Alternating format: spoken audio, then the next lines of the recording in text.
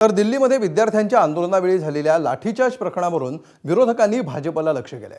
भाजपमधील अंतर्गत संघर्षामुळे देशात असे प्रकार घडतायत असा आरोप विरोधकांनी केलाय। अमित शहांना पंतप्रधान व्हायचंय, त्यामुळे मोदींना बदनाम करण्यासाठी त्यांनी देशात विघातक कृत्य सुरू केल्याचा गंभीर आरोप ठाकरेंचे खासदार संजय राऊतांनी केलाय। तर अमित शहांना फडणवीसांचा काटा काढायचा आहे अशी टीका काँग्रेस प्रदेशाध्यक्ष हर्षवर्धन सपकाळ यांनी केली आहे। त्यांच्या टीकेला भाजपचे मुख्य प्रवक्ते नवनाथ बन यांनी उत्तर दिलंय।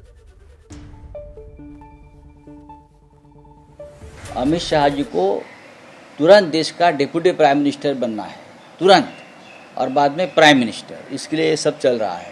वो मोदी जी को बदनाम करना चाहते हैं। मैं आपको बताता हूँ, अंदर की बात है ये।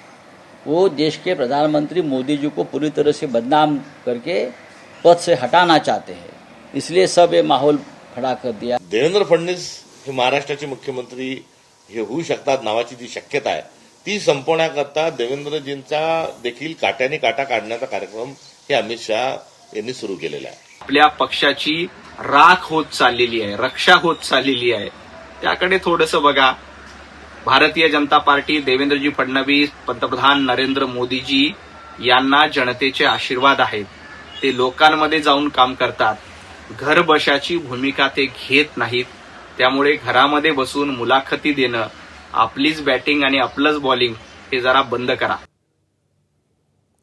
तर भाजपमधल्या अंतर्गत वादावर काल शरद पवारांनी भाष्य केलं होतं, बघूया।